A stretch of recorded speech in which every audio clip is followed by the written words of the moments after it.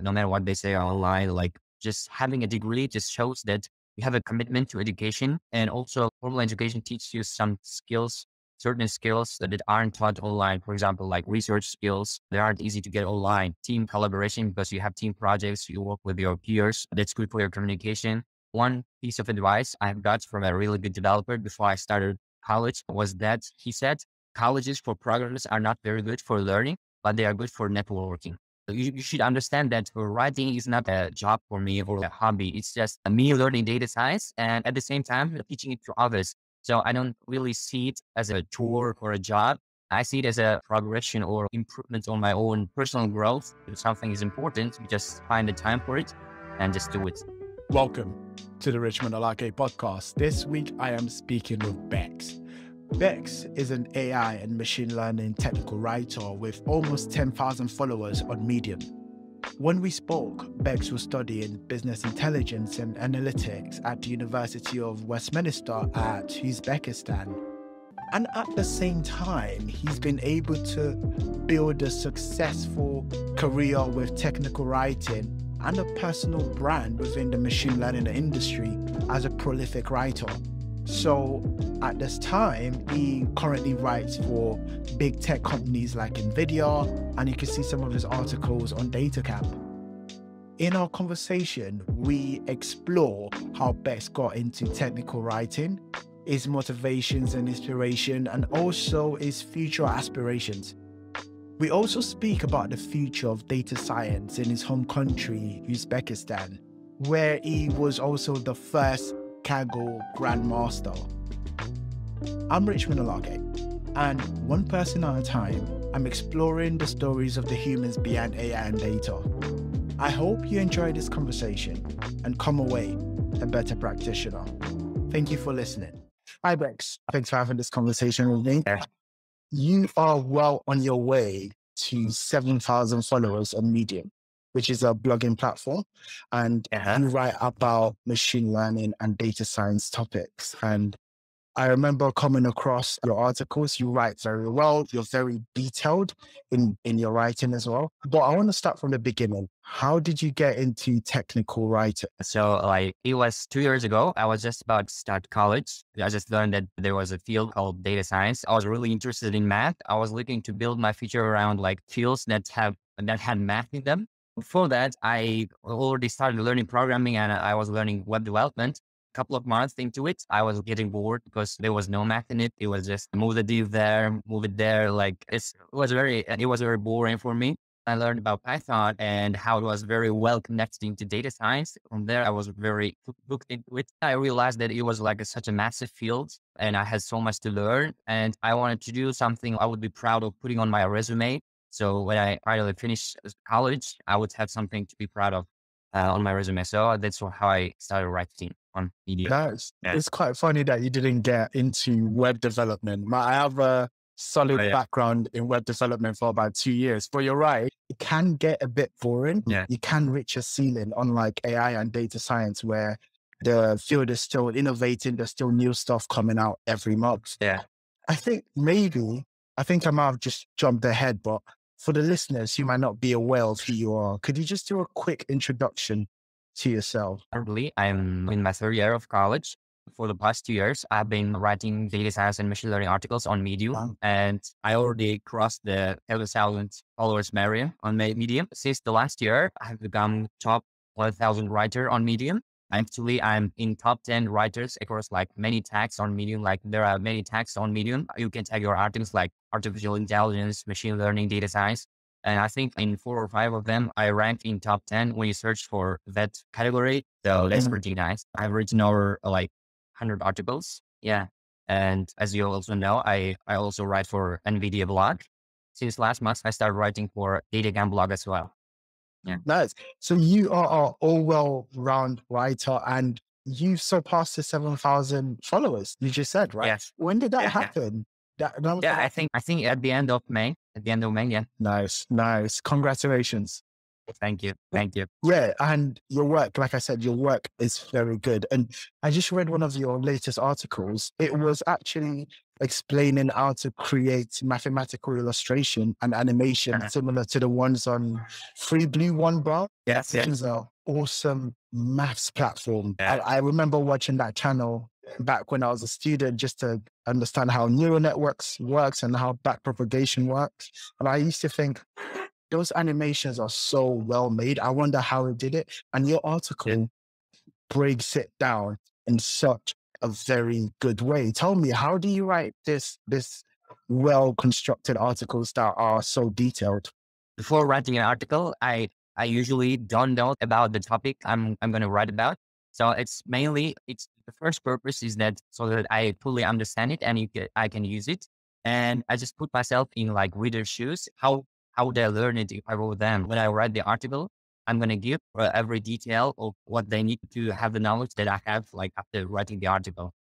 I usually tend to write like overly long posts, like over 10 minutes and very detailed. I just don't want the people to go like link jumping, like boiled to the dogs because of something I have left out. So I just want to include everything so that they have like a solid foundation after writing a single article. That is an amazing level of detail. And you're right, your articles are very long, they're very detailed, and you don't need to go to any external sources to get the information. I think I read somewhere that you actually go into detail because of your OCD. Yeah. Yeah, I really like to be organized. I always have this weird itch or have a bad feeling when I leave something out. It's also called knowledge bias. I don't want to put knowledge bias into my articles. I just want to assume that when they're coming to reading one of my articles, the readers don't know anything but the fundamentals. It kind of forces me to write every bit of knowledge I know about the topic into my articles. So that's why they tend to be pretty long. You write articles, Medium articles that are very long, and you write articles for NVIDIA and write articles on other platform that are really detailed, but you do it at such a frequent rate. How do you find the time? As in, I know you're also a university student. We're going to tap into that, but how do you find the time to write all these technical articles that are so detailed? Oh, it's pretty easy actually because being a full time student is not very difficult. You just have to cope with the coursework. You should understand that writing is not like a job for me or like a hobby. It's just me learning data science and at the same time teaching it to others. So I don't really see it as a chore or a job.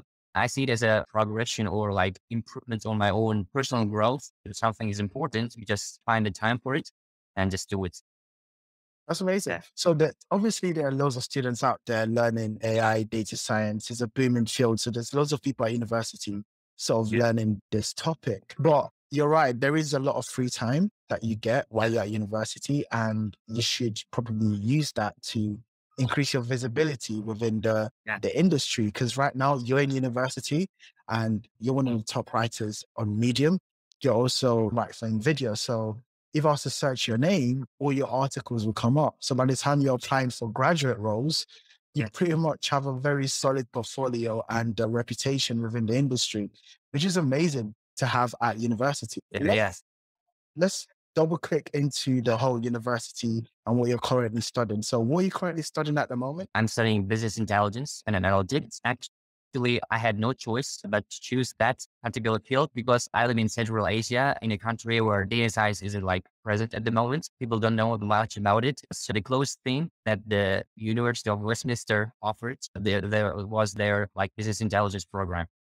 Before starting the university, I didn't have the financial situation to go abroad and study in a fancy college degree. I settled for the best university in our country. And actually, their business intelligence and analytics program is very good, even though they don't teach me much because I already learned much of it was online. Yeah. Where you are currently, Uzbekistan, in Central Asia, there are very few machine learning practitioners. Well, there must be more now, but you were the first ever Kaggle master from Uzbekistan, right? Yeah. What sort of publicity have you gotten there because of the work you're doing online? It's the publicity I got from in here. Yeah, it's like practically none because just like I said, people don't know about data science. When they ask me, what I do for a living or what I'm studying or what I'm learning, I just say I'm a programmer. You see? And like the most frequent answer I get is like, can you fix my computer? Or like, can you hack into that? Or can you hack into that place? That kind of stuff, because our country is just only just developing into the digital era. So they don't know much about data science. There are already people already learning about it and getting jobs from abroad, but there are no data science jobs or like any profession that's related to data right now. That's why they don't know anything about me. And even if I told them, they wouldn't understand. It sounds like there's such a large opportunity for you and for young people like yourself to sort of bring your nation into the modern era. I'm sure they're in other ways they're already in the modern era, but in the sense of AI and data science, there's such a large opportunity because you're very young Yeah, and yeah. you can essentially steer your nation into the digital era, into the AI era. Are you looking into any sort of initiatives or any ways to do that now? I know it's a lot to put on a university student. Yeah, yeah, Mm. of course. I have thought about like writing a book on Python and data science in my native language, or like creating courses. The fact that you have to understand is that like there are very low percentage of people interested in data science right now. Like they are all into like mobile programming or web development. So they want something that they can like, they can get paid for quite fast. Because we have to admit that web development or like mobile programming is like much quicker to learn in data science. In data science, you have list requirements like math, statistics, Python, and all the new stuff that's coming out like every week, every day. In contrast, when you develop web development or mobile development, you have very few developments. That's why like my peers or like younger people are just drawn to those fields right now. But that's Mm. changing slowly and slowly yet.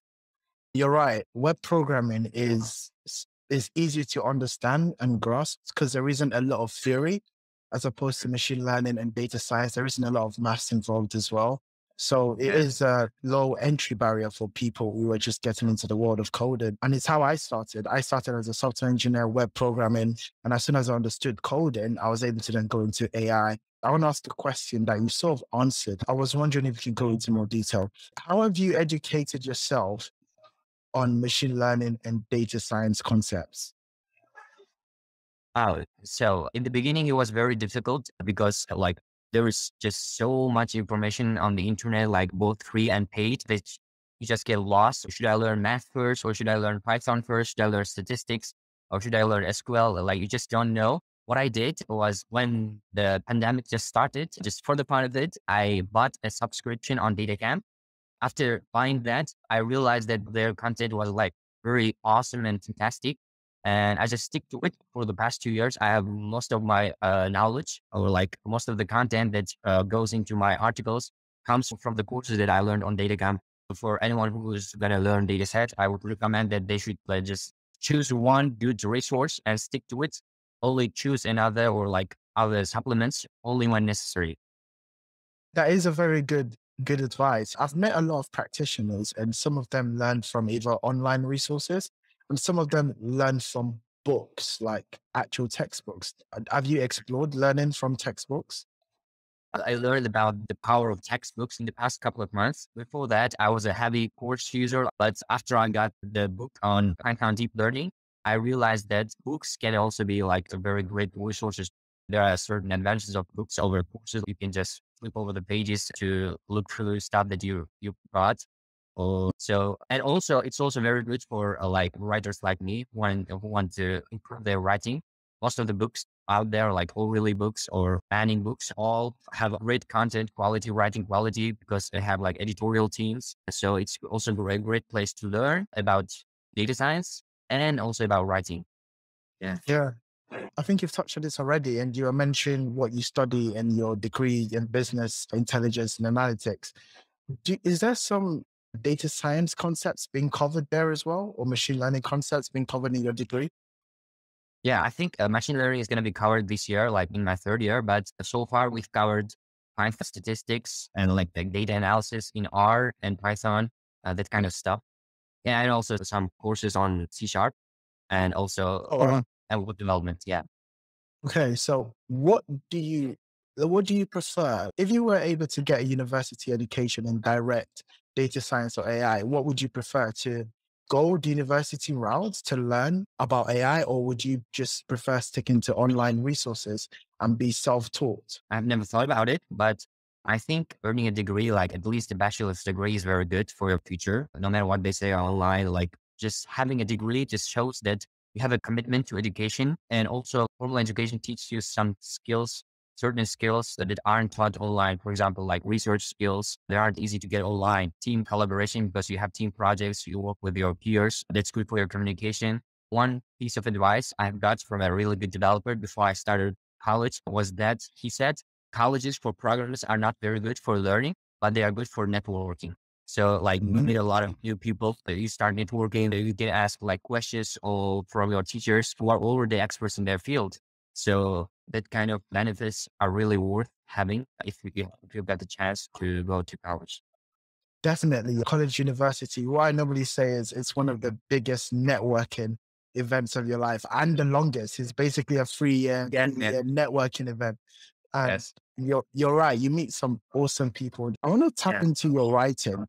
So after you've graduated, where do you see yourself going? Are you going to be writing more full time, or do you see any sort of career within AI or data science you'd be willing to explore? When I started writing, I thought that after I graduate, I would get a job to problem solve, work on the real world data sets, like to provide some actionable value for a company that I work for, that kind of stuff. After 2 years, I'm realizing that content creation may be an option that I would consider going for full time, because the benefits are very great, and also like the satisfaction is very great. You meet a lot of amount of like-minded people. You start networking. It's just a very great opportunity for yourself to grow. But if I receive a good offer, like I would probably get a full-time job as a practitioner. But I don't have like immediate plans to stop writing. I will just probably like at least write an article a week and always be active on LinkedIn. So that kind of stuff. I was going to say, do you have any sort of ideal company you would like to work in? Yeah, yeah. I always admired H2O AI because like when you go to their website, look at their employees, you're gonna see a lot of Kaggle grandmasters, like competition grandmasters. Like they are a whole team of grandmasters, and it's very motivating and inspiring. It would be very great if I could join their team, or maybe Nvidia, because they also have great grandmasters, like I know from Kaggle. So Nvidia could be a great company to work for. And these companies are very like high end goals. Maybe I could get a job, like an entry level job from other countries. But my ultimate goal would be to join companies like Hugging Face that have like great open source outreach, AI or Nvidia itself. You obviously have exposure with the work you're doing on Medium and other platforms. Your exposure to this company is prominent. They know about you. They've seen the stuff you write. So you're definitely making that future work you have to do going into Mhm. this company a lot easier earlier on through you writing articles. When I joined NVIDIA's blog, I was really happy because I couldn't even dream about that. Like joining NVIDIA and writing articles before then. And I couldn't even imagine writing for Datacam because like Datacam is a company that I really much admire because they have great teachers and great courses. And the fact that I am contributing content to their blog, that they considered me like worthy of their blog, was a very great personal achievement for me. And I was really happy about it. Yeah. Like I said, as in I've mentioned, you do some really good work and the way you write is so detailed. You're definitely a very good educator within the field and especially in writing. So it would make sense for you to carry that on after university, Yeah. educating people within the part of the world that you reside in and also people online because you can always reach a larger audience. I was gonna ask, have you looked at any other form of content creation? Yeah, I think a year ago, I was going to start a YouTube channel this summer, but after some time, after considering, I gave up on it. I did some research on YouTube channels, programming channels. I realized that their views were pretty low for tutorial videos because those were the kind of YouTube videos I was going to make when I had the time. And then I realized that it was just like their view levels were very low for tutorials. And I also knew that a lot of the time I would be writing, I would be learning how to edit, how to record. It would be just a huge time suck and the return on investment would be so great. So I just continued sticking to writing. My writing really like improved. Now I get 150,000 views a month with thousands of people read my blogs. I don't think I would ever reach that level if I started creating YouTube videos. 150,000 views. It's amazing. That is amazing. You're doing really Yeah, well. And thank you. that's obviously a testament to how good you are at explaining topics and how well you write. And it would be so good to see if there's some way you can translate that into like a video format. I don't know. You're right. There is a lot of editing in videos and it can take the fun out of actual learning and exploring. But this is very interesting because 2 years ago, like you've mentioned, you were at a place where you didn't understand data science and machine learning. And right now you're writing for some of the biggest companies in the world. You're one of the top writers on one of the top blogging platform in the world and in over different categories. So in the space of 2 years, you've really sort of projected your career in such a Yeah. fast pace. Is there anything that sort of helped you over this past 2 years to help you get to where you are right now? Number one thing is consistency. You have to consistently keep showing up and just provide some quality content. And I was going to talk about the movie Founders. I think you maybe you watched it. It's about the history of McDonald's. And it's about Ray Kroc. And he said right in the beginning of the movie, the world is full of talented people. Underappreciated geniuses are practically cliched. And the only thing that's going to stand out and the only thing that's going to live and that's going to win is persistence.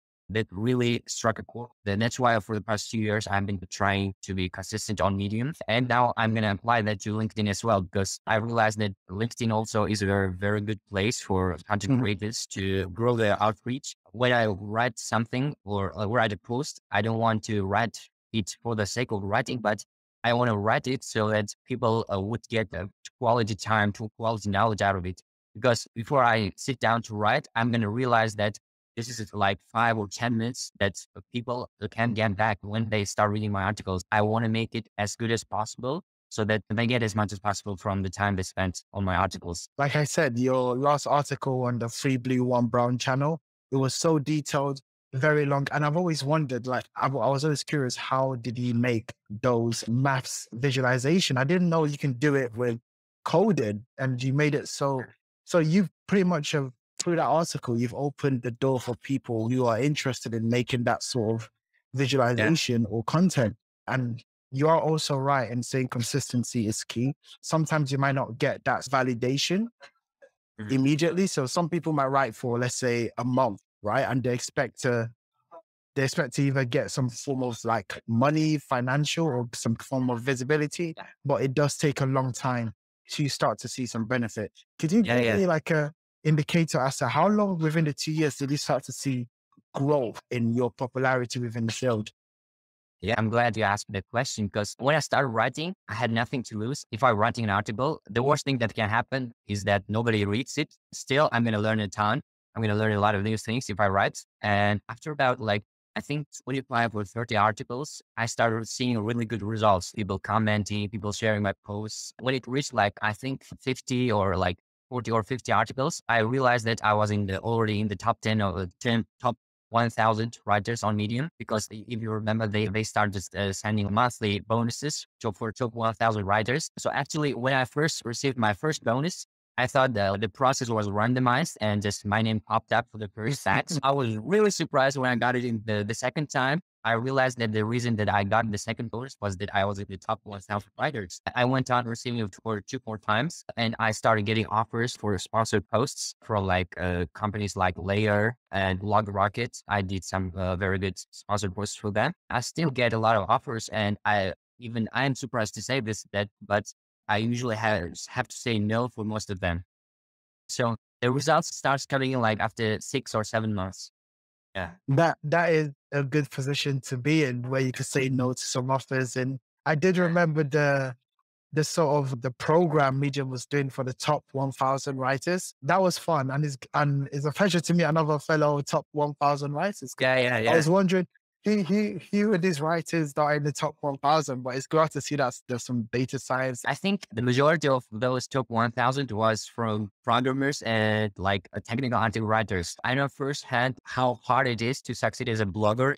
What people think that data science is competitive, but they should start writing a blog or like parenting or entrepreneurship, and they really see that data science isn't so competitive after all. Yeah, it's actually quite easy to get viral, to get some visibility as a data science writer to start writing, and it sticks with like for 5 or 6 months. Okay, let me start asking some closing questions. So, Yeah. where do you see yourself in the next 5 years? Listen, you're young and you have a very good visibility in the field of machine learning and data science. Where do you see yourself in the next 5 years? What does that look like for you? Probably maybe still writing articles, but maybe working for the company that I'm going to get into after graduating from school. I really don't like change.